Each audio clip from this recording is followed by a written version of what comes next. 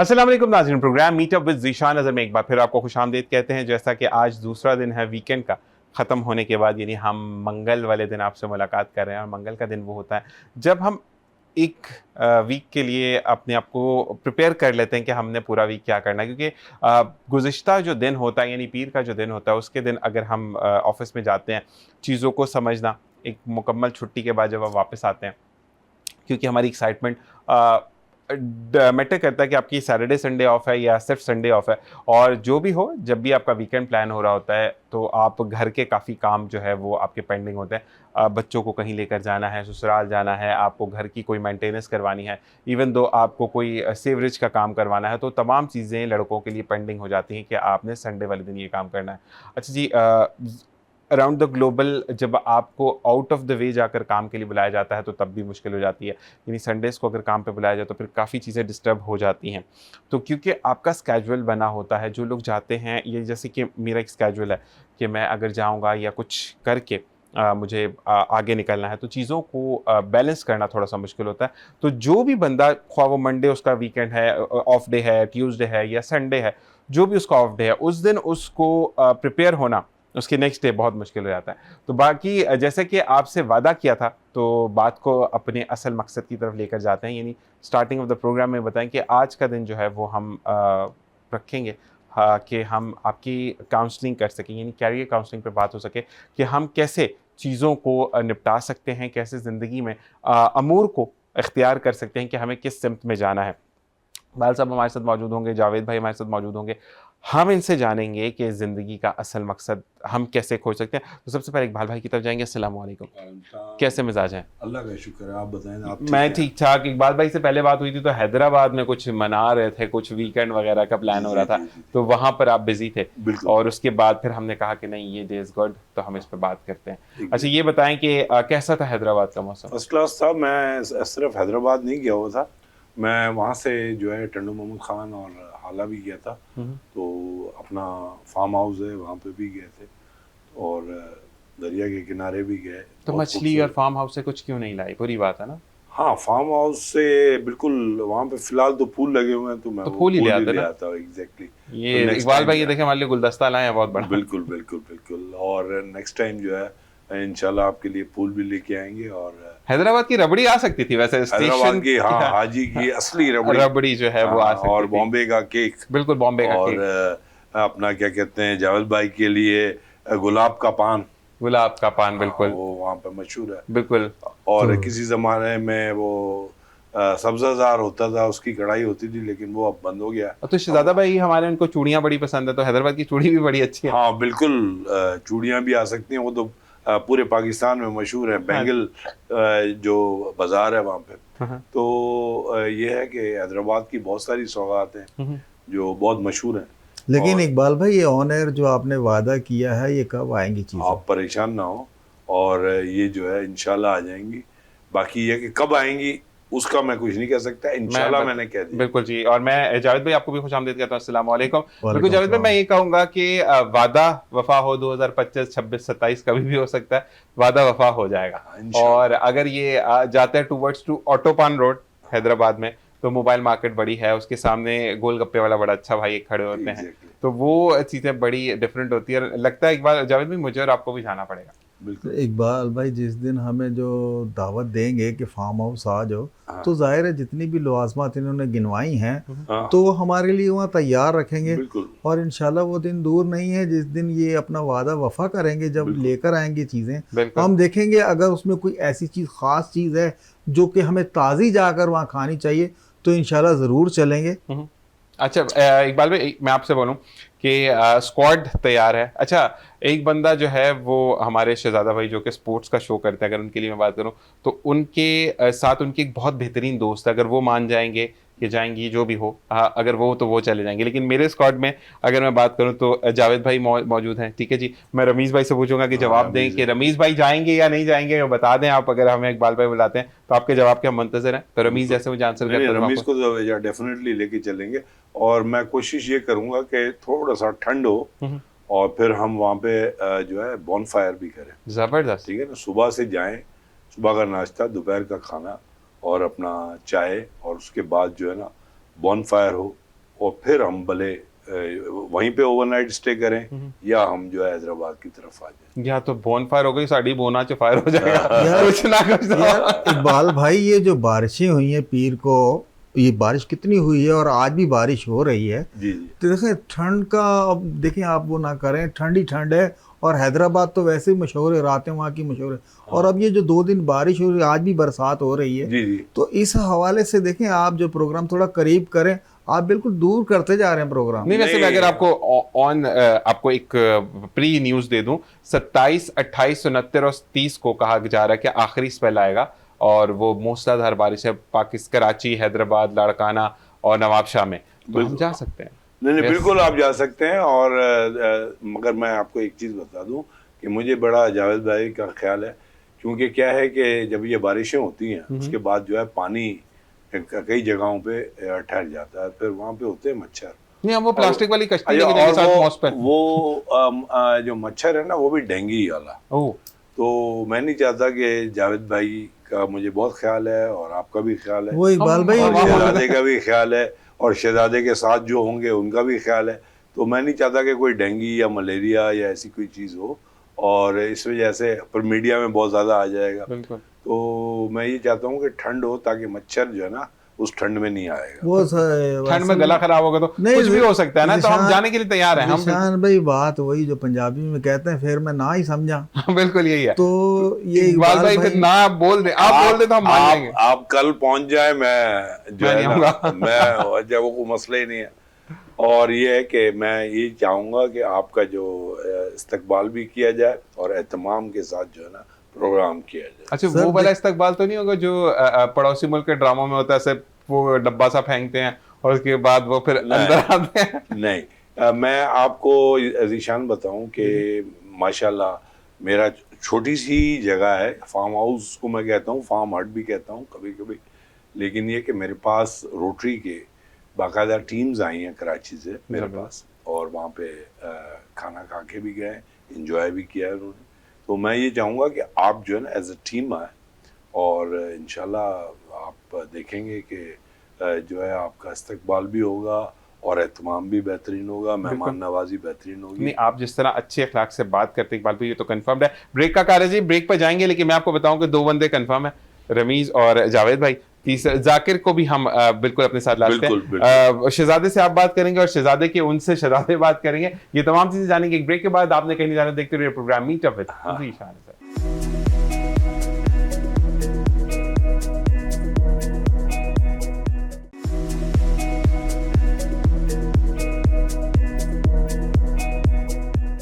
Original welcome back. और जैसा कि हम ब्रेक पर गए रिफ्रेश होने, और आप जो है बिल्कुल रिफ्रेश कैसे हो सकते हैं, सब टू यू।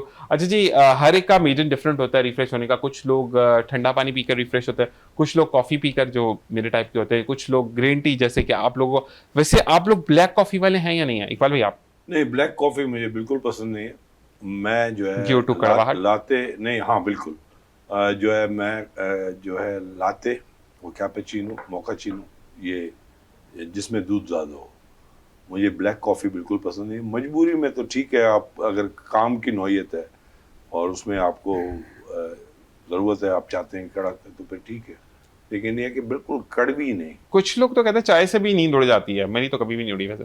नहीं, चाय अलर्ट करती है, कॉफ़ी से कुछ लोगों की होती है, कुछ लोग तो कॉफ़ी पी के भी सो जाते हैं। तो नहीं, अच्छा मेरा ये है कि मुझे कॉफ़ी पीने के बाद, यानी मॉर्निंग में जब भी मैं उठूँ, लेकिन जो भी मुझे मील खाने से पहले जब भी मैं कहूँ, लेकिन मुझे कॉफ़ी ज़रूर चाहिए। मतलब अगर if I am going to go operate to my system, तो मुझे at that time I need a coffee to boost my self. तो अदरवाइज मेरा वो, हमारे खान बाबा हैं ऑफिस में, अल्लाह ताला उनको खुश रखे और अल्लाह ताला उनको कामयाबियाँ दे, तो वो जब भी मैं जाता हूँ तो मुझे कहते हैं शाह साहब पता है आपकी कॉफ़ी रेडी है, वरना शाह साहब की बैटरीज डाउन रहेंगी। तो मेरा वो वाला सीन है कि मुझे कॉफ़ी चाहिए। आपने अच्छा हुआ खान साहब की बात कर दी, तो हमें खान मोहम्मद याद आ गया।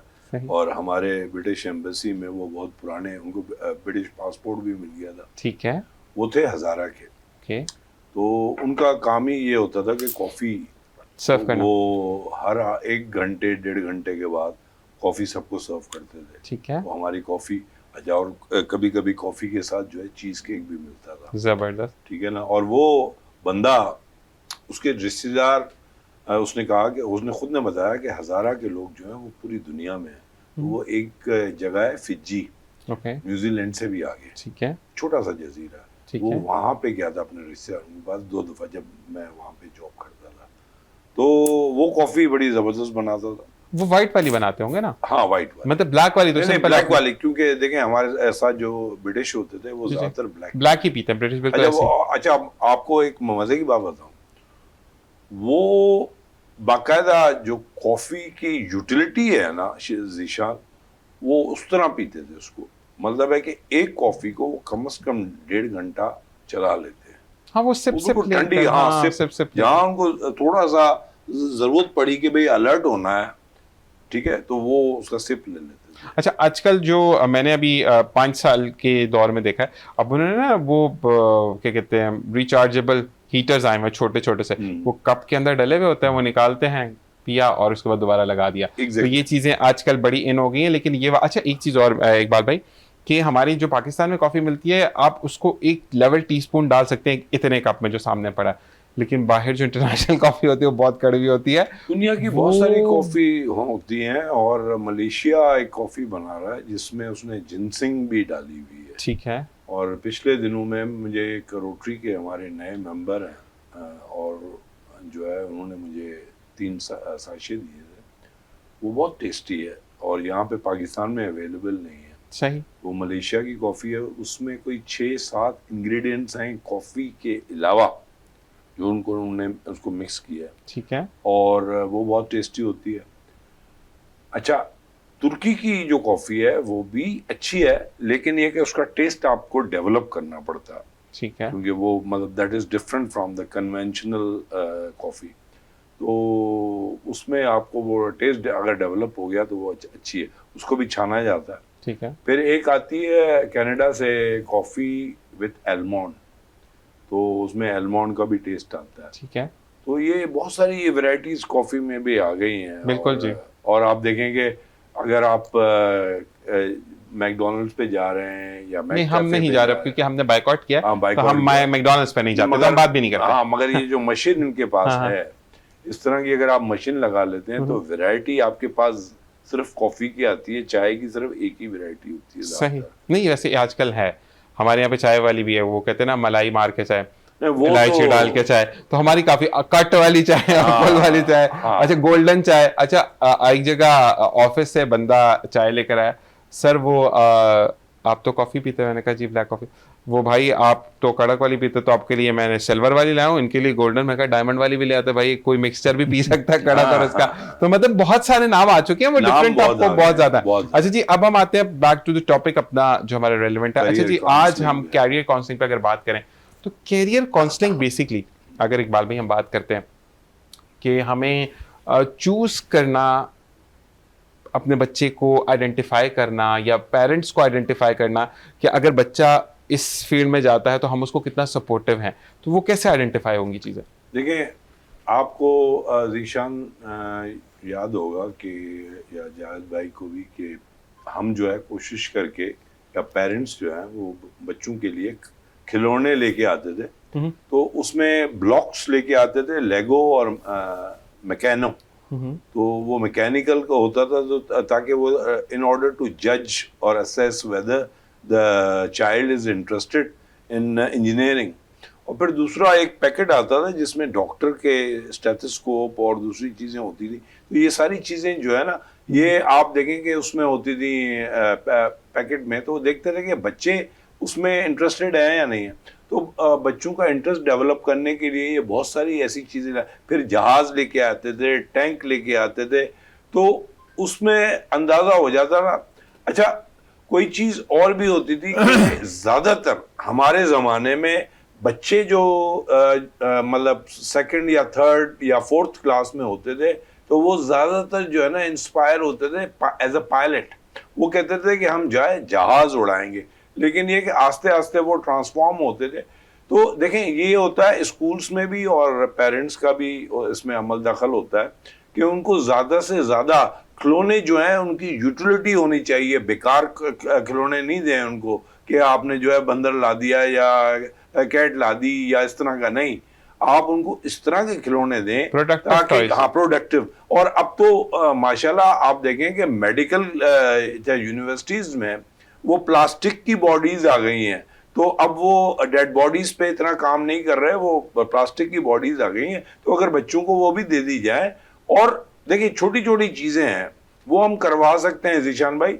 उसमें क्या है कि अगर आप जो है एक अल्कोहल जो है ना वो स्वाब होता है, तो अगर आपको कहीं चोट लग गई है, या उसको थोड़ा सा बच्चे को थोड़ा सा मजाक ही में ही दिखा दें कि भाई ये खून है और इस पे जो है ये लगा दें, तो आपको देखेंगे कि अगर उसको इस चीज जो है ये चीज फैसिनेट करती है, तो ही मे टिल्ट टूवर्ड्स मेडिकल फील्ड। सही है। ठीक है। और इंजीनियरिंग के लिए आप बहुत सारी चीजें ऐसी होती हैं जो बच्चों को आप दे दें। पुराना कोई रेडियो टूटा हुआ है या टीवी टूटा हुआ है, तो उसको बोलें कि इसको थोड़ा जोड़ने की कोशिश करो, ये जो है आपकी उसमें किताब है, इसको देख के बना लो। अब मैं आपको बताऊं कि बहुत सारे बच्चे जो होते हैं वो इन चीजों में खुद इंटरेस्ट लेते हैं, और वो क्या करते हैं कि वो खुद जोड़ना शुरू कर देते हैं। अच्छा, आप बहुत सारी चीजें दराज से मंगवाते हैं और फिर उसको रीफिक्स करते हैं घर पे, तो उसमें भी आपने देखा होगा कि कुछ बच्चे जो हैं वो नेचुरली जो है उसको खुद जब वो इनिशिएट करते हैं कि नहीं मैं करूंगा या मैं करूंगी, तो आप उनको इन्वॉल्व करें। फिर दूसरी बात ये कि बहुत सारी चीजें हैं जो हम बड़ी लेट करते हैं, और स्पेशली गर्ल्स के मामले में उनको ड्राइविंग जल्दी आनी चाहिए, फिर ड्राइविंग के बारे में इनको पता होना चाहिए। और आप देखें कि हम अगर ये चीज़ें करते रहेंगे, फिर काम होता है उनका स्कूल्स का। अगर स्पेशली हम अगर अच्छे स्कूल्स में भेज रहे हैं, तो वहाँ पे एक करियर काउंसलर होता है, और अगर वो उसने साइकोलॉजी पढ़ी हुई है या क्लिनिकल साइकोलॉजी पढ़ी हुई है, तो वो काफ़ी इसको हेल्प कर सकता है। तो अच्छा, फिर उसमें आप कैम्ब्रिज सिस्टम में तो एक एडवांटेज है कि वहाँ पे आप प्री मेडिकल भी ले सकते हैं, प्री इंजीनियरिंग में मतलब इंजीनियरिंग के कोर्सेज भी कर सकते हैं, जब मेडिकल से रिलेटेड भी कर सकते हैं, बिजनेस स्टडीज भी कर सकते हैं, सोशियोलॉजी भी कर सकते हैं। तो उससे आपको पता चल जाएगा कि बच्चे में क्या इंटरेस्ट है। इवन आप आर्टिस्ट को भी जो है उसमें से जब परख सकते हैं। तो देखें ये सारी चीज़ें अगर आप क्योंकि हमारे country is not ideal world, ऐसे ही है। अपना जीशान भाई, करियर काउंसलिंग जो है ना वो हमारे पास इसलिए मुश्किल है कि एक तो हमारे पास स्कूल सिस्टम बहुत सारे हैं, डिफरेंट हैं। आगा खान बोर्ड है, हमारे पास मैट्रिक सिस्टम है, हमारे पास कैम्ब्रिज सिस्टम है, फिर हमारे पास मदरसा सिस्टम है, और फिर उनकी सब ब्रांचेज हैं। तो इसलिए हम जो है हमने देखा है कि ज़्यादातर ये चीज़ें कैम्ब्रिज सिस्टम में होती है। अच्छा, एक बात इकबाल भाई मैं यहाँ पर करूंगा, जावेद भाई भी इससे एग्री करेंगे। जावेद भाई, हमारे यहाँ पर जो एक चीज़ प्रॉब्लम है, जैसे कि इकबाल भाई ने कहा कि हमारे काफ़ी ब्रांच, हम ब्रांचेस तक तो पहुँचते ही नहीं है।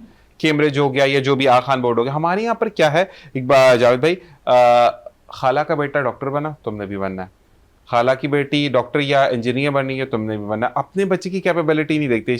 ये आपने देखा या नहीं देखा एक बार जावेद भाई? बिल्कुल आजकल ज़्यादातर जो है ना ये ख़ानदानों में ये चीज़ें बहुत ज़्यादा चल गई हैं। पहले इतना नहीं होता था। पहले अगर देखते थे कि हमारे खाला का बेटा या मामू का बेटा अगर किसी ऊपर सतह पे चला गया, डॉक्टर बन गया, इंजीनियर बन गया, तो वो खुश होते थे, बताते थे, कहीं भी किसी भी दोस्तों में या महफिल में बताते, फ़ख्र से बताते थे कि हमारा सो एंड सो है जो इस मकाम पर पहुंच गया।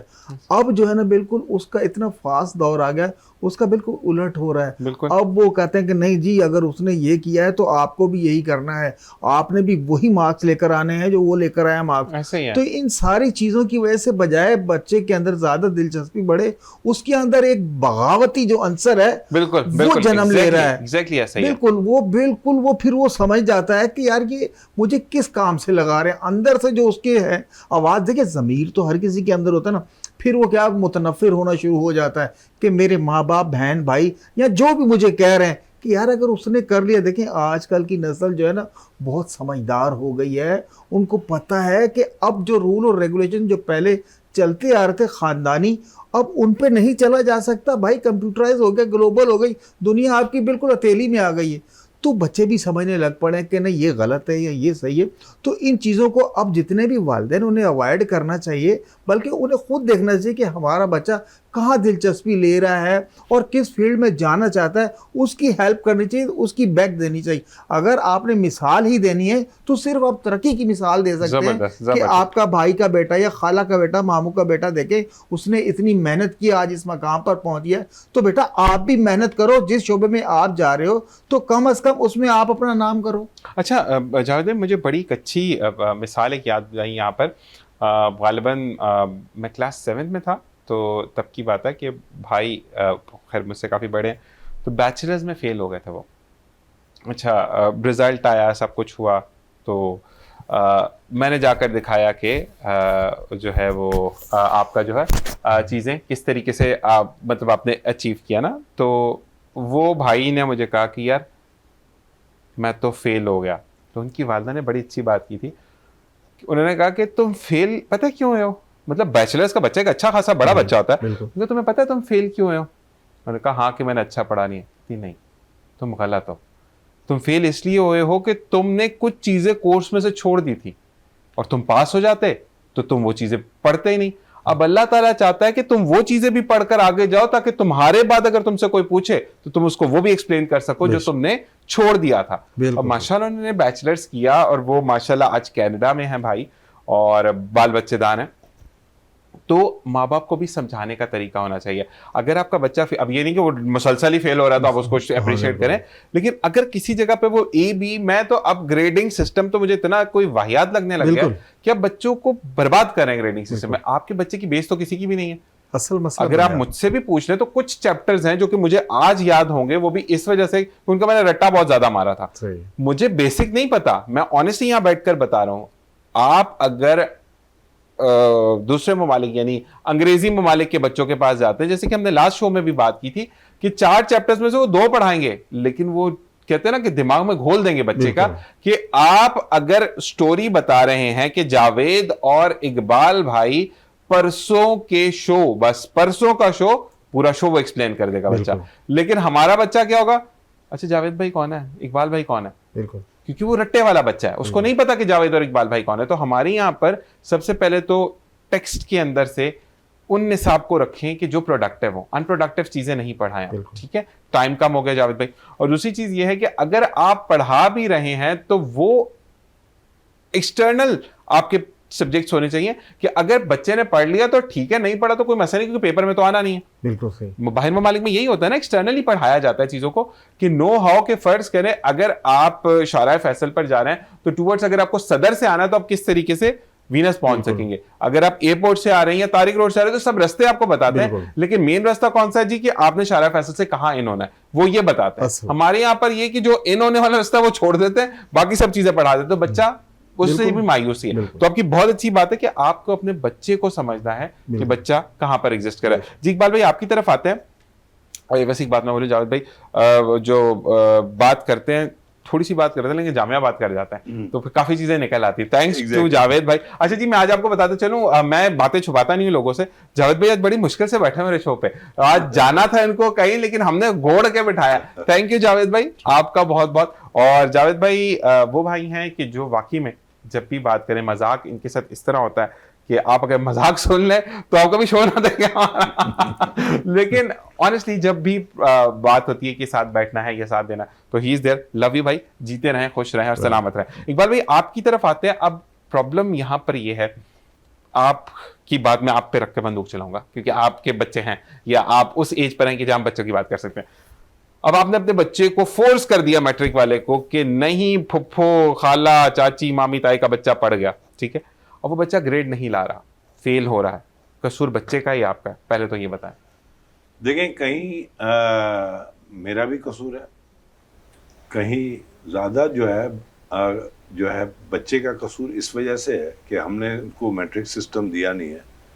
अगर आप एक्सक्लूसिवली मेरे बच्चे की बात कर रहे हैं तो उनको हमने दिया है कैम्ब्रिज सिस्टम, ताकि वो तालीम नहीं। मैं आपसे इकबाल भी मैं आपसे एक जनरल सवाल कर रहा हूं। मकसद ये है कि मेरी मिसाल ये है कि आपके जो बहन का बेटा है, यानी मैं अपनी बात कर रहा हूं, मैं आपका बेटा हूं, आपकी बहन के बेटे नहीं, यानी मेरी फुप्पो के बेटे ने इंजीनियरिंग पढ़ी है, मेरा इंटरेस्ट डॉक्टर की तरफ था। अब आपने फोर्स किया कि नहीं, मुझे मेरी बहन को या मेरे भाई को दिखाना कि मेरा बच्चा भी इंजीनियर बन सकता है। बिल्कुल। मेरा इंटरेस्ट ही नहीं है उस चीज में, मुझे नहीं जाना है उस फील्ड में, मुझे डॉक्टर बनना है, मुझे सर्व करना है लोगों को। बिल्कुल। तो आप मेरा इंटरेस्ट ब्रेक कर कर मुझे इंजीनियरिंग में तो डाल देते हैं और मैं डल भी गया, हो गया मेरा एडमिशन, ठीक है, बिल्कुल। लेकिन मैं वो अचीवमेंट नहीं ला रहा। तो आपकी गलती है, मेरी गलती है, मैं ये पूछना चाह रहा हूँ। देखिए वो तो डेफिनेटली मेरी गलती है, ठीक गलती है है ना। ना? और मैं आपको थोड़ा सा, शायद मैंने पिछले प्रोग्राम में भी इस चीज़ का जिक्र किया हो कि मेरे वालिद साहब जो थे वो पीडियाट्रिशियन थे और मेरे घर में साइंस का बड़ा वो था, साइंस करनी है, साइंस करनी है। लेकिन मैंने 40 साल पहले बगावत की थी, उस दौर में बगावत की थी जिसमें बड़ा मायूब समझा जाता था। और मैंने कहा कि मैंने या तो फाइन आर्ट्स करना है या आर्ट्स करना या है। आपके दौर के लिए मैं ये कह रहा हूं कि आंख उठाना भी मायूब समझा जाता था। Exactly. कि अगर वालिदैन हाँ। बात कर रहे और आंख उठ गई तो वो भी बदतमीजी है। बिल्कुल। तो लेकिन ये कि वो करेज भी जो है डीएनए में है, जो मेरे वालिद साहब के पास था वही करेज मेरे अंदर आया। तो मैंने जो है उसमें बाकायदा बगावत की। उसमें मुझे 2-3 साल का प्रॉब्लम भी हुआ, लेकिन ये कि फिर आखिर मैंने जो है कोशिश, क्योंकि अंग्रेज़ी मुझे आती थी, मैंने बोला यार मैं इसको इंग्लिश की डिग्री ले लूँगा। और एक्चुअली मेरा इंटरेस्ट वैसे फाइन आर्ट्स में था, लेकिन उस ज़माने में थोड़ा सा, अच्छा अब देखें ये भी इस चीज़ में हम इसका डिस्कशन कर सकते हैं कि बहुत सारी फील्ड्स जो होती हैं ना, वो कहते हैं कि फ़ीमेल के लिए है। कराची में ऐसा नहीं था, लेकिन हैदराबाद में ये था कि फाइन आर्ट्स जो है ना वो फीमेल के लिए। तो मैंने उसको भी मुनासिब नहीं समझा और फिर मैंने एमए इंग्लिश कर ली, लेकिन बाद में फिर मैंने एमबीए भी किया और एमए एजुकेशन भी की। तो देखें बच्चे को जिस तरह का इंटरेस्ट हो, पेरेंट्स को थोड़ा सा बच्चे की साइकी समझनी चाहिए और जिस चीज़ में उसका इंटरेस्ट हो बराए मेहरबानी उसी में फील्ड में उसको जो है लेके आए। क्योंकि आप नहीं तो आप जो है ना उसको खामखा की, अब इस तरह अरशद नदीम ने अपने कुछ इंटरव्यूज़ में जिक्र किया कि मुझे क्रिकेट का शौक़ था, लेकिन वो चले बाय डिफ़ॉल्ट या बाय मेहनत या बाय एफर्ट वो माशाल्लाह जेवलिन में आ गए। तो हम यही चाहते हैं कि जिस तरह ज़ीशान भाई ने कहा कि अगर कोई बच्चा उसको मेडिकल पसंद है तो वो मेडिकल में जाए और अगर इंजीनियरिंग पसंद है तो उसको इंजीनियरिंग करनी चाहिए। अच्छा जी, हमने यहाँ तक सुन लिया और अब मैं ये जानना चाहूँगा, जब भी आपकी तरफ आते हैं कि जैसे कि हमें कहा गया, बताया गया, हमने हिस्ट्री सुनी इकबाल भाई की कि इन्होंने जो है वो बगावत तो नहीं कहेंगे, इन्होंने एक हिम्मत की लोगों के लिए मिसाल बनने के लिए कि मैं जो है वो अगर डिफरेंट फील्ड में जाता हूँ तो जो है वो हो सकता है कि मेरे लिए बेस्ट हो। क्योंकि ऑप्शन तो इकबाल भाई कंफर्म तो नहीं होता ना कि मैं पास होऊंगा या मैं कंफर्म जीनियस बनूंगा, लेकिन इन्होंने इनिशिएटिव लिया और उस चीज़ पर साबित कदम रहे। जावेद भाई आपसे सवाल ये है कि अगर मैं कोई डिसीजन लेता हूँ अपने लिए या कोई भी काम करता हूँ अपने लिए, मेरा साबित कदम रहना कितना ज़रूरी है? देखिए बेस ही आपकी, अगर आपने डिसीजन ले लिया है और जैसे इकबाल भाई ने, मैं तो कहूँगा कि उस टाइम के लिहाज से बगावत ही की थी समाज से, और लेकिन अगर आपने डिसीजन ले लिया उस पर साबित कदम रहना है। फिर रास्ते में आपको पता है, क्योंकि आप ही ने तो उस रास्ते को चुना है। अब रास्ते में दरिया, पहाड़, आग जो भी आ रहा है, अगर आप उस पर साबित कदम रहेंगे तो ही अपनी मंजिल तक पहुंच पाएंगे। और आपको पीछे ये भी पता, आपको एक चीज़ जो है ना और भी इंक्रीज कर रही होती कि यार इसके लिए जो मैंने बाबा साईं के सामने जो है ना मैंने बगावत की या मैंने अपनी ख्वाहिश का इजहार कर दिया और अब मुझे अमली जामा उसको फैलाना है।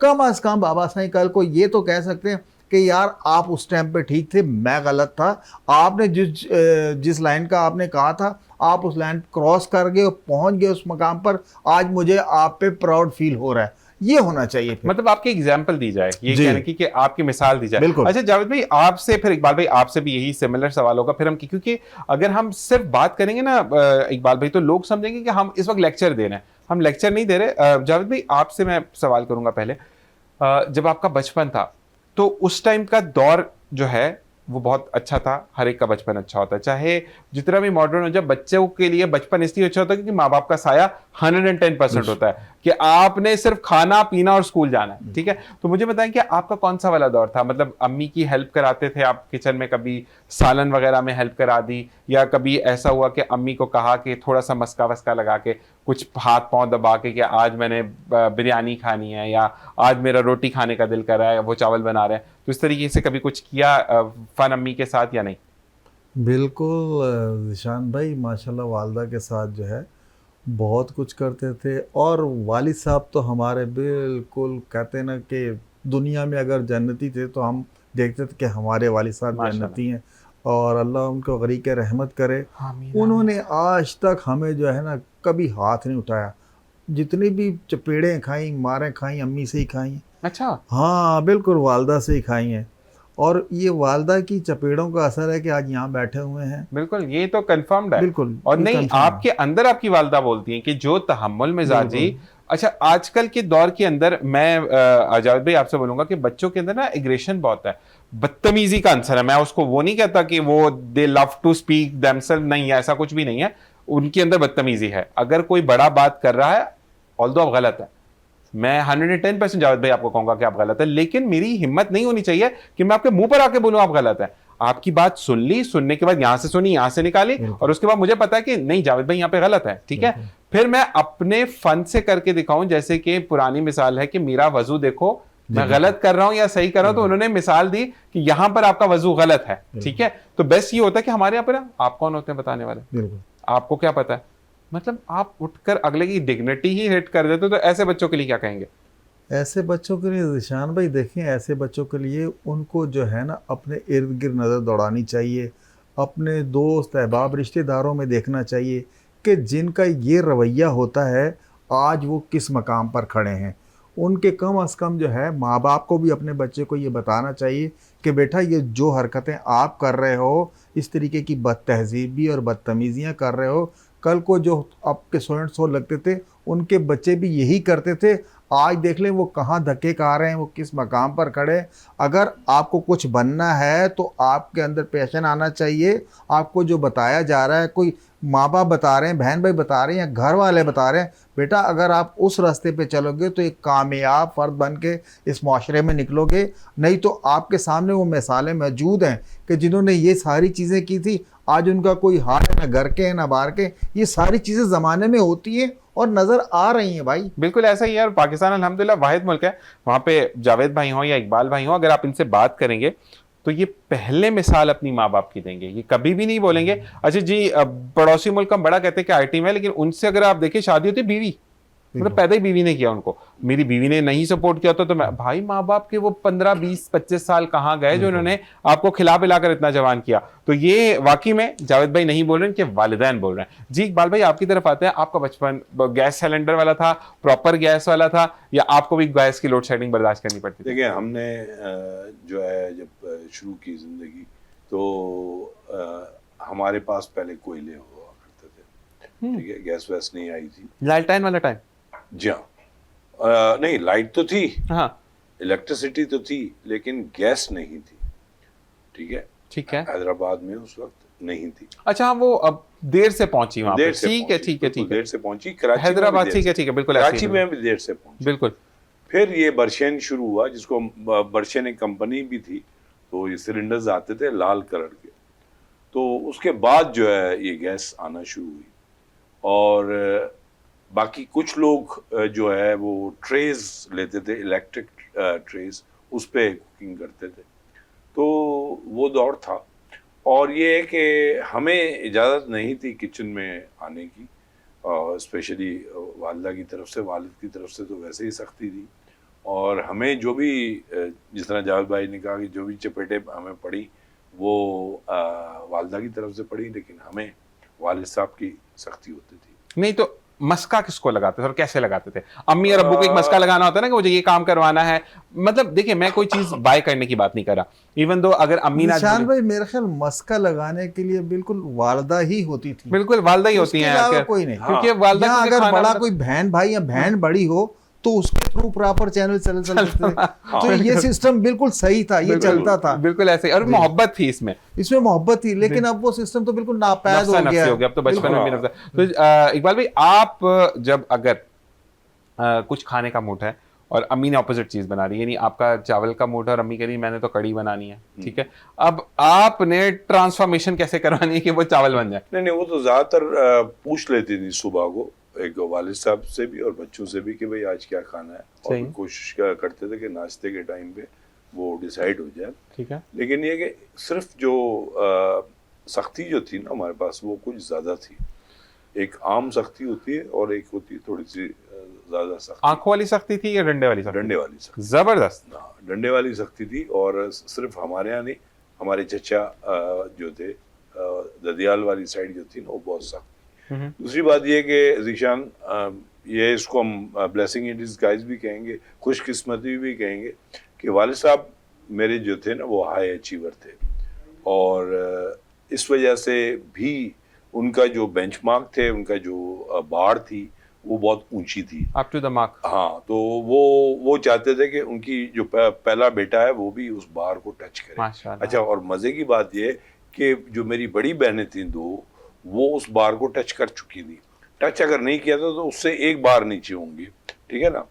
तो इस वजह से वो एक्सपेक्ट कर रहे थे कि ये बेटा जो है मेरा, अगर हमारा ये था कि गलियों कूचों में भाग जाते थे जब अब्बा क्लिनिक में होते थे, और क्रिकेट खेल रहे होते थे या हॉकी खेल रहे होते थे या गिल्ली डंडा भी खेला हमने, जबरदस्त। ठीक है, मार्बल्स भी खेले, जबरदस्त। तो कंचे जिनको कंचे, कहते हैं, वो मैं बता रहा हूँ, कंचे। कंचे। तो क्या था कि वो फिर सख्ती होती थी हमारे ऊपर, और फिर ये भी होता था दौर कि हम जो है ख़ास तौर पे सर्दियों में वो हम जो है ना गिलाफ ऊपर डाल के ऐसे दिखाते थे जैसे सो गए, क्योंकि वालिद साहब जब क्लिनिक से आते थे तो फिर वो आके पूछते थे, एक्सपेक्टेशन होती थी कि तुमने क्या किया अभी, जो मैंने तुम्हें कहा था कि ये पढ़ लो, तुमने पढ़ा या नहीं पढ़ा। तो सख्ती हमारे यहाँ बहुत ज़्यादा थी। जबरदस्त। अच्छा, ये सख्ती जो है ना ये आपको आगे बढ़ाने में मददगार होती है। अच्छा जी, एक बात भी फिर आप आएंगे, अब बच्चे ने अगर इंटरेस्ट शो कर दिया ऑपोजिट साइड जो आपने नहीं बताई, यानी इंजीनियरिंग है, या इंजीनियरिंग और डॉक्टर को छोड़ के वो कॉमर्स साइड जाना चाहता है, वो आर्ट साइड जाना चाहता है, कॉमर्स और आर्ट्स को अगर बच्चा 9th में मुंतखब करता है तो आजकल के वालिदैन कहते हैं तुम्हारा तो कैरियर ही खत्म हो गया, इसने तो आगे जाके कुछ बनना नहीं है। हाँ, अगर इंजीनियर और डॉक्टर बन जाता तो कुछ, तो कंफर्म्ड कहाँ पर है कि वो इंजीनियर डॉक्टर बन के बम बन जाएगा? देखिए, आपकी बात से मैं जो है किसी हद तक एग्री भी करता हूँ, किसी हद तक डिसएग्री भी करता हूँ। ठीक है। मैं उन पेरेंट्स से एग्री करता हूँ जो हमारे लिए बेहतर सोच रहे थे, क्योंकि देखिए मैं आपको एक चीज़ बताऊँ, क्योंकि मैंने तो फिर मेडिकल यूनिवर्सिटी को भी सर्व किया और मैंने देखा कि वो कितना उन्होंने जो है एडवांटेज होता है डॉक्टर्स को। एक तो वो अपना मेडिकली ख्याल रखते हैं, फिर उनके पास फाइनेंशियली वो काफ़ी साउंड होते हैं, तो उनकी जो सोच थी वो बिल्कुल सही थी। और इस वक्त भी हम अपने अगर बच्चों के लिए कहीं सोचते हैं तो, मगर ये कि अगेन वही वाली बात है कि अगर उस बच्चे का इंटरेस्ट ही नहीं है उस सब्जेक्ट में तो वो वहाँ पर फंस जाएगा। बिल्कुल ऐसा ही है, ठीक है ना। अब जिस तरह मैंने आपको बेटे का भी बताया था कि अकाउंटिंग में वो था, लेकिन उसको इंटरेस्ट IBA भी छोड़ दिया उसने, तो ये प्रॉब्लम है। लेकिन कुछ बच्चे हमने देखे कि उनका इंटरेस्ट नहीं था लेकिन वो एफर्ट करके निकल गए। ऐसा ही है। फिर आप जीशान भाई इस चीज़ से शायद एग्री करें कि ज़िंदगी में कुछ फेजेस होते हैं। आप शायद अभी आप केमिकल इंजीनियर हैं, पेट्रोलियम इंजीनियर हैं, हो सकता है बचपन में आपने ना सोचा हो। बचपन में मैं पायलट बनना चाहता था। Exactly. लेकिन मैं अफोर्डेबल नहीं था, नहीं मेरे पेरेंट्स मुझे अफोर्ड कर सकते थे, तो जिन्होंने मुझे पाला, तो वही वाली चीज के मैंने फील्ड छोड़ दी। हाँ, मतलब नहीं, लेकिन हम थोड़ा सा टॉपिक से थोड़ा सा हट रहे हैं। आप पायलट बन सकते थे, अब एयरफोर्स ज्वाइन कर लेते। मेरा एक्सीडेंट हो चुका था। हाँ, मैं नहीं कर सकता था। एग्जैक्टली। मेरा 9th से पहले ही एक्सीडेंट हो गया था, हाँ, और ये 24 टुकड़े होते साथ में, तो मैं कहाँ से जाता। तो लेकिन मैंने किया उस शौक को पूरा। हाँ, मैंने कैसे किया, मैं कैबिन क्रू बना। अच्छा, माशाल्लाह। मैं कैबिन क्रू रह चुका हूँ 3 साल, अच्छा, क्योंकि मुझे एयरलाइंस में जॉब करनी थी। मतलब मुझे आप इकबाल भाई, मतलब आप दुनिया भी घूमी आप। बिल्कुल। मैं आपको एक बात बोलूं कि इकबाल भाई, आप वाली बात से मैं एग्री करूंगा कि आपके अंदर अगर लगन हो ना, जैसे जावेद भाई ने कहा, तो you can achieve everything. Exactly. मुझे इतना जुनून था पायलट बनने का कि मैं इतना पढ़ चुका था एयरक्राफ्ट के बारे में कि मैं नीचे से देखकर उनको बताता था, लोग मुझे कहते अंदर बैठा था कि कौन सी, मतलब 2-4-2 वाली इसकी सीटिंग होगी, 3-4-3 वाली होगी, 3-3 वाली होगी, ये कौन सी नैरो बॉडी है, वाइड बॉडी है, मैं कौन सी टाइप का है, ये क्या है, तो मैं ये चीजें इनको बता रहा था। तो लोग अक्सर हंसते थे, ठीक है। और फिर मैं उनको कहता था कि अच्छा एक काम करो, अभी जो फ्लाइट उड़ी है इसकी नेट पर चलते हैं, वहां पर तो सब बायोग्राफी आ रही होती है ना कि क्या है, तो वो एग्जैक्टली वही चीज़ होती थी। तो अचीवमेंट्स वहाँ से हुई। हाँ। और फिर लगन ये थी कि मैं इसको भी बिल्कुल ओपन ऑन एयर बताऊंगा कि मेरी सिलेक्शन इस तरह नहीं हुई है। मैं जितनी दफ़ा भी कैबिन क्रू की चीज़ें डाल कर आया, आप वाली बात की कांस्टेंट होना चाहिए चीज़ों पे, नहीं हुई मेरी। मैं रिजेक्ट, मतलब कभी कॉल ही नहीं आई कि इंटरव्यू होगा तो रिजेक्ट होंगे। रमज़ान ट्रांसमिशन पीटीवी की मैं कर रहा था, तो डायरेक्टर ऑफ पीआई आए थे जो कि कराची को लीड कर रहे थे। तो उन्होंने एक बात बोली, तो मैं ऐसे ही बैठा ब्रेक में था, तो मैं कहा सर आपकी तो अनाउंसमेंट भी होती है कि मोअज़्ज़ज़ ख़वातीन व हज़रात पाकिस्तान इंटरनेशनल। मैंने यहीं तक कहते दोबारा करना, और यहीं तक। मैंने जब दोबारा, तो why don't you try for a cabin crew. मैं कहा सर ना किया कि अपनी उम्र से ज़्यादा मैं ट्राई कर सकता हूँ। तो आज भी खास खली साहब जहाँ पर भी हैं, अगर हयात हैं, क्योंकि उनकी 2 साल बाद रिटायरमेंट थी, अल्लाह ताला उनको अगर ज़िंदगी है तो, मतलब ज़िंदा है तो अल्लाह ताला उनको कामयाबियाँ दे, मज़ीद खुशियाँ दे, और अगर ज़िंदगी नहीं है, मतलब जा चुके हैं, तो अल्लाह ताला उनको जन्नत फ़िरदौस में आला मकाम अता फरमाए। उनकी वजह से मैंने कैबिन क्रू ज्वाइन किया था और पीआईए में ज्वाइन किया था। और उसके बाद जो है वो चीज़ें सर्व होती रही, चीज़ें होती रहीं, और मुझे अल्हम्दुलिल्लाह फिर ये शर्फ हासिल था कि जिस फ्लाइट पर मैं होता था ना, तो उसकी अनाउंसमेंट्स मैं करता था।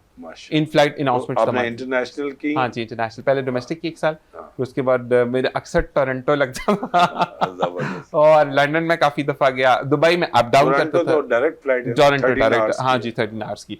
तो फिर ये था कि हमारा लंदन की फ्लाइट्स होती थी हीथ्रो की, और फिर मुझे दुबई तो मेरे लिए ऐसा हो गया था इकबाल भाई कि जैसे यहाँ से आप लांडी जा रहे हैं, मतलब अप एंड डाउन। मैंने कभी फिर वहाँ पे लेवर नहीं लेता था, बस ठीक है गए और वापस आ गए, अप एंड डाउन करते थे। तो ये चीज़ कांस्टेंट होना बहुत ज़रूरी है। अच्छा, अब मुझे बताएं कि इंटरेस्ट डेवलप जैसे मैं नहीं अफोर्ड कर सकता, तो कोई दूसरी मैंने फील्ड इख्तियार कर ली।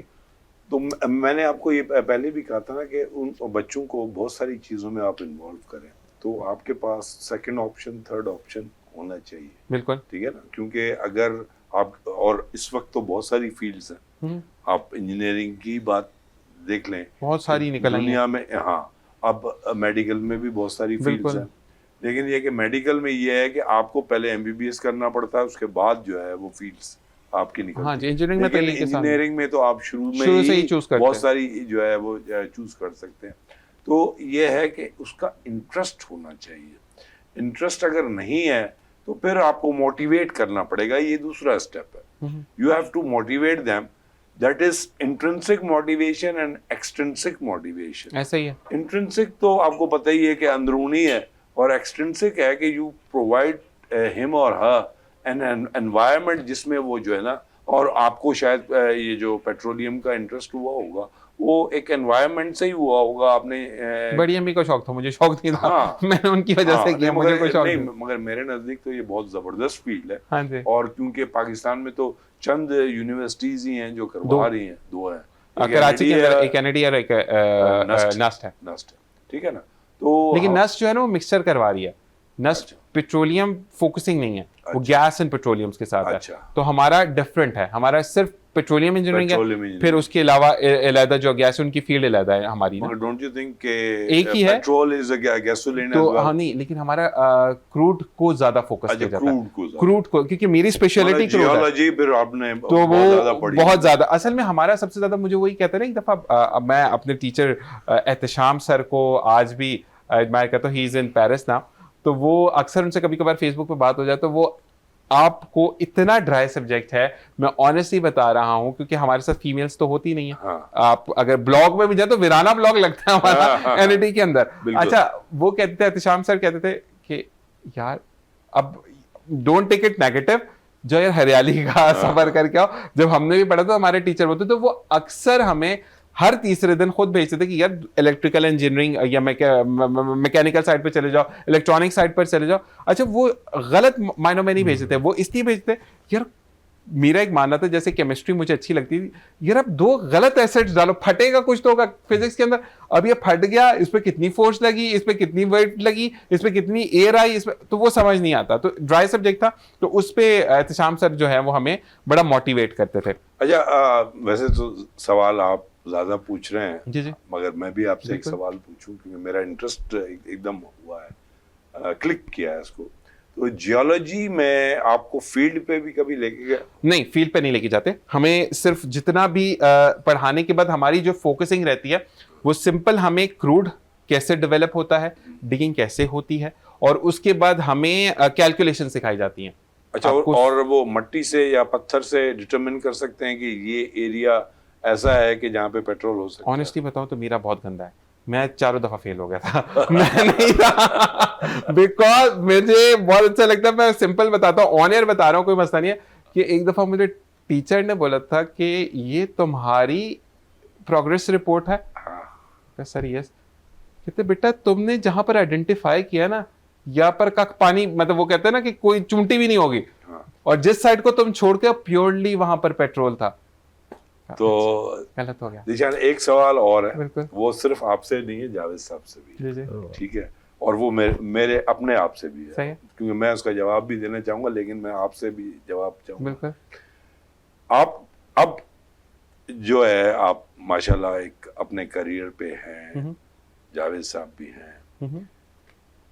आप क्या बनना चाहते थे, क्या बन गए बाय डिफॉल्ट या कुछ भी, लेकिन अब जब आप उस जमाने में जब स्कूल में थे तो आपको इतनी चीजों का पता नहीं होगा, कुछ भी नहीं था। अब जिस तरह आप जियोलॉजी की बात की है, तो जिस तरह आप जैसे दोस्त हैं उनसे डिस्कस होता है, तो अब हमें पता चला कि एक जियोलॉजी का कंपोनेंट है जो पेट्रोलियम के साथ अटैच्ड है। बिल्कुल। मुझे अब, क्योंकि अब मैं रोटरी में भी हूँ, एनवायरनमेंट पे भी काम होता है, फिर मैन वर्सेस वाइल्ड को देखते हैं, ठीक। फिर नेशनल ज्योग्राफिक को देखते हैं, तो मेरा अब इंटरेस्ट है कि अगर मुझे कोई डिग्री भी दे दे और नौकरी भी दे दे तो मैं इस फील्ड में जाऊं, जाके पहाड़ों पे काम करूं। आपने भी दुनिया भी देख ली, अब आपको लगता है कि कोई ऐसी फील्ड है जिसमें मुझे जाना चाहिए? अकाउंट्स, मुझे अकाउंट्स में जाना बहुत शौक, मुझे एसीसीए करना। मुझे कल एक बंदे ने डिस्करेज किया, यार उमर देखो बुढ़ापे में एसीसीए। मैंने कहा भाई उमर की कोई कैद नहीं होती है। सर मैं आपको सलाम करूंगा, मुझे अकाउंट्स में आना, बहुत बड़ा, बहुत ड्राई सब्जेक्ट है मुझे आना है अकाउंट। आपको उसमें अल्लाह ताला जो है कामयाब करे। जावेद भाई आप मुझे इकबाल भाई दुआ करेंगे, मुझे एसीसीए करना है और मैं कंप्लीट कर जाऊंगा इंशाल्लाह एसीसीए करना मुझे, अल्लाह ताला कामयाब करेगा। इकबाल भाई, मेरा सबसे जो ज़्यादा वो था ना, मुझे ये था कि मैंने सिंध पुलिस में जाना है और एक अच्छी रैंक पे पहुंचना है। और जैसे वो पहले फिल्में वगैरह देखते थे तो एक अजीब सा फील होता था, लेकिन मुझे वो फीलिंग नहीं थी। मुझे ये थी कि अगर मैं इस पोस्ट पर आ जाऊँ, एसपी डीएसपी किसी पोस्ट पर आ जाऊँ, तो मुझे इस माशरे से ना इंसाफ जो करना है ना जाकर, ये जैसे दिखाते हैं ना, बहुत ही ख़तरनाक किस्म के पुलिस वाले दिखाते हैं कि ये ऐसे हैं। मैं चाहता, मैं बिल्कुल इसका जो है ना पॉजिटिव, जो असल जो रंग है दुनिया के अंदर, मैं वो दिखाना चाहता था। ये मेरा शौक़ था कि अभी भी मुझे मौका मिले तो मैं ये चीज़ें करूँगा और अपने मुल्क के लिए जो है मेरा ये खिदमत जो है हाजिर हैं। जब मुझे गवर्नमेंट बुलाएगी, कभी भी कोई इमरजेंसी होती, तो मेरा दिल यही चाहता है कि मैं सिंध पुलिस की तरफ जाऊँ। ऑलराइट जी। अच्छा जी, इकबाल भाई से हम सवाल करेंगे, ये सवाल मैं करूंगा आपसे, ठीक है, लेकिन आपके लिए भी एक जवाब मुझे देना है कि जो आपने बात की है, लेकिन एक ब्रेक का कहा जा रहा है, ब्रेक से वापस आएंगे और फिर इस चीज़ को मैं जवाब दूंगा कि जैसे उन्होंने कहा कि माशरे में जो दिखाया जाता है तो क्या ये है, एग्जिस्ट करता है या नहीं। ये ब्रेक के बाद जानेंगे। आपने कहीं नहीं जाना, देखते रहिए programme meet up with Zeeshan असर।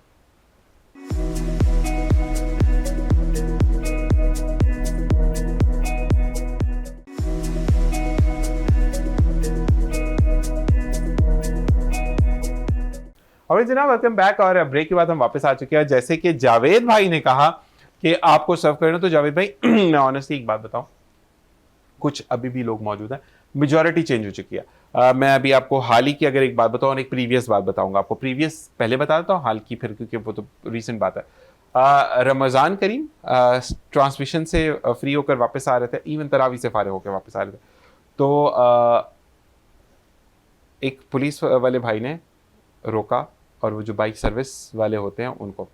अच्छा, उस बंदे ने क्या किया था कि उसकी जो, उसने कुछ अपर वगैरह पहना था, उसको बुखार वगैरह था, तो उसने उसके ऊपर रखा हुआ था। रोका गया, उसको पूछा तो उसने कहा कि साहब मैं इस तरह बाइक सर्विस पे काम करता हूँ, तो डॉक्यूमेंट्स नहीं है। कहते जी ठीक है, बड़े साहब के पास जाएँ। अच्छा, मुझे ये फील हुआ कि बड़े साहब अब या तो लिबड़े उतारेंगे, ऑनेस्टली बता रहा हूँ यार। तो फिर मैंने उसको भी, मैंने कहा यार अब तो तुम्हारा भी टाइम बर्बाद होगा और इन्होंने दिमाग की 24 घंटे खराब कर देने। अच्छा जी, हम जब साहब के पास गए, उन्होंने कहा बेटा क्या करते हो। नहीं, सबसे पहले तो सलाम किया, उसने सलाम का जवाब सही नहीं दिया। फिर उसने सलाम दोबारा किया और करेक्ट करवाया। मुझे बड़ा इंस्पायर हुआ, मैंने कहा नहीं बंदा थोड़ा सा है। उसने कहा बेटा क्या करते हो? कहते सर मैं इस तरह बाइक सर्विस चलाता हूँ। कहते हेलमेट दिखाओ। उसने हेलमेट दिखाया। कहते छुपाया हुआ क्यों? सर वो मुझे बुखार था तो उसकी वजह से। कहते बेटा शनाख्ती कार्ड लाइसेंस कुछ नहीं है तुम्हारे पास, तुम्हारे पास है तो मुझे नहीं, तो मुझे झूठ भी बोलोगे मैं उसको सच मान लूंगा। ठीक है। कयामत के रोज अल्लाह ताला पूछेगा। उसने कहा सर लाइसेंस एक्सपायर हुआ हुआ और शनाख्ती कार्ड में घर बोला वो मेरा वैलिड है। तो उस बंदे ने कहा कि पैसे हैं तुम्हारे पास बनवाने की या नहीं? उसने कहा नहीं सर बस आज के दौर हो गए।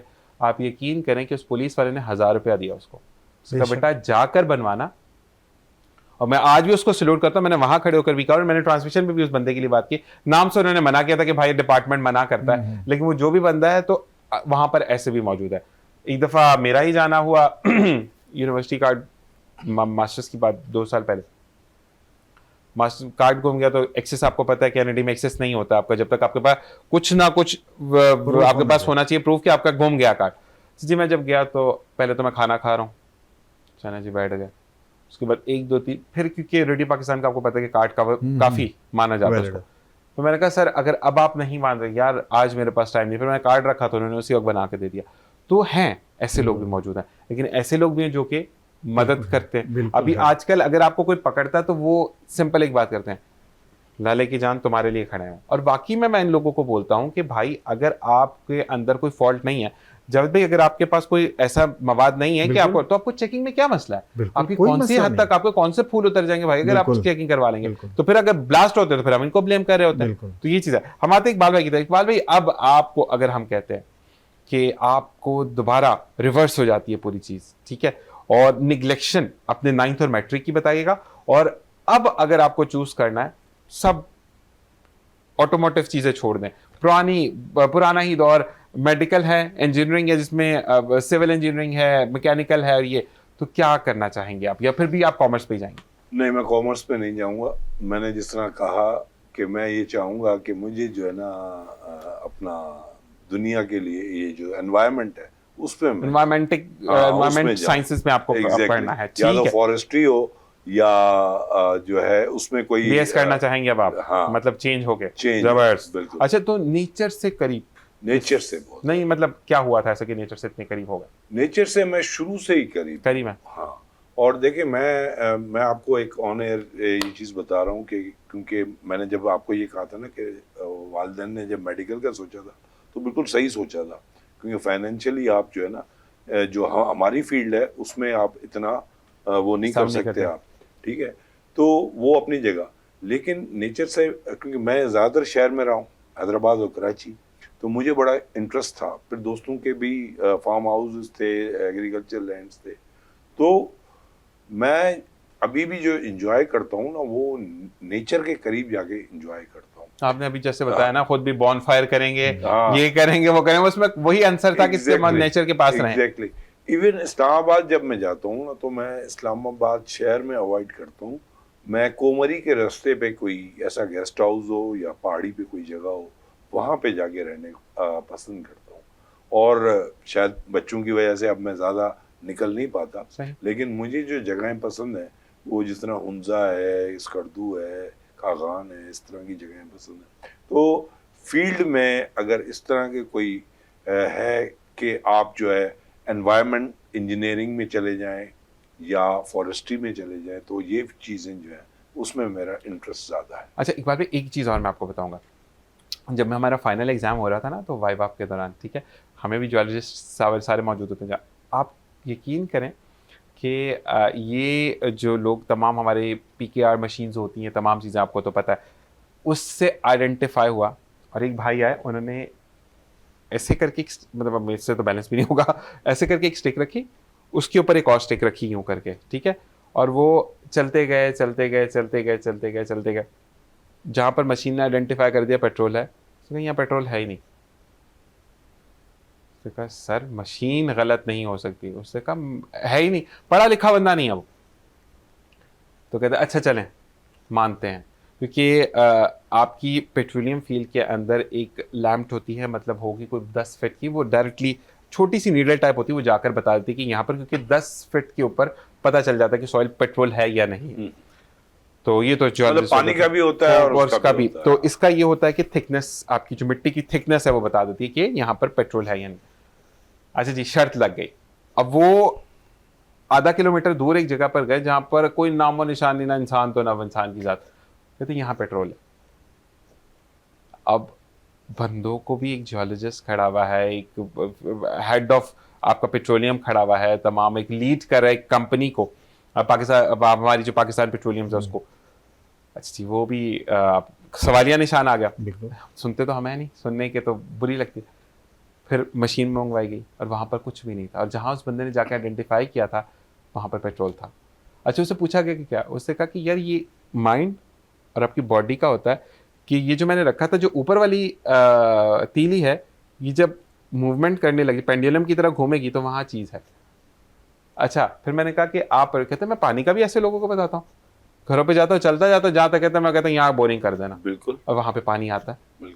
ये वैसे होता क्या, मुझे तो ये समझ नहीं। देखिए, जावेद भाई को इस चीज़ का पता होगा कि हम थोड़ा सा अगर इससे हट जाएं, पेट्रोलियम तो देखें, ये बहुत बात की बात है, 100 साल हुए हैं या 150 साल हुए हैं या 200 साल हुए हैं, क्योंकि इंडस्ट्रियल रेवोल्यूशन पहले यूके में आया था। बिल्कुल ऐसे ही है। तो उसमें इनको ज़रूरत पड़ी होगी।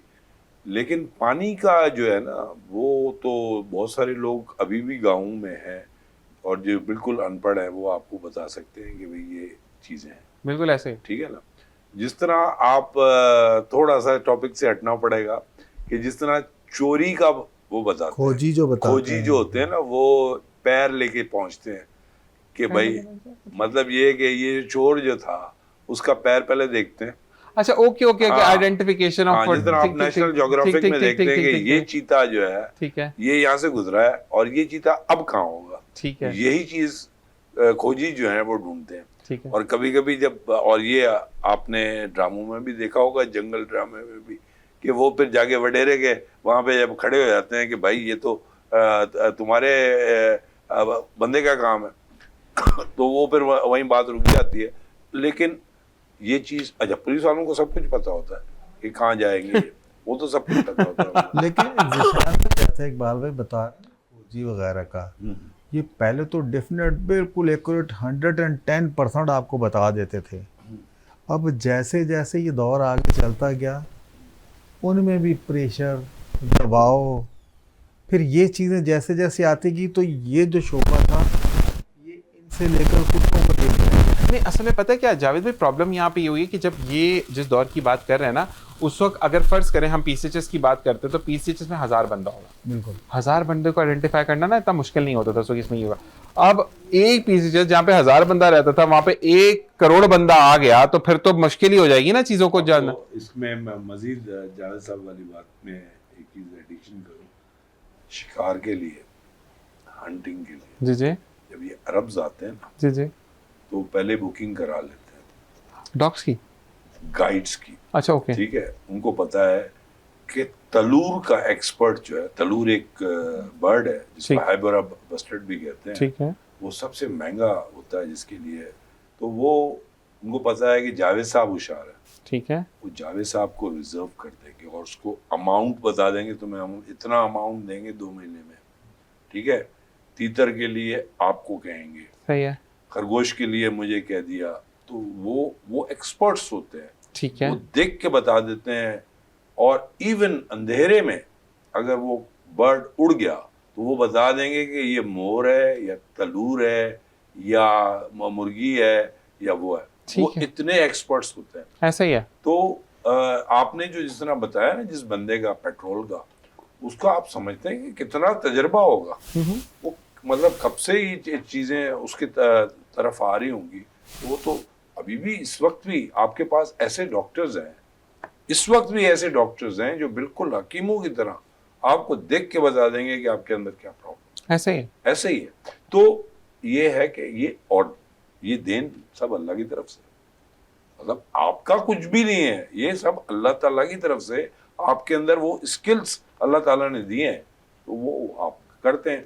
तो coming back to the career counselling, बच्चों को आप मौका दें, एनवायरनमेंट क्रिएट करें ताकि वो खुद अपने आप को असेस कर सकें कि where do they stand, what is their strength, और वहीं पे वो काम करें।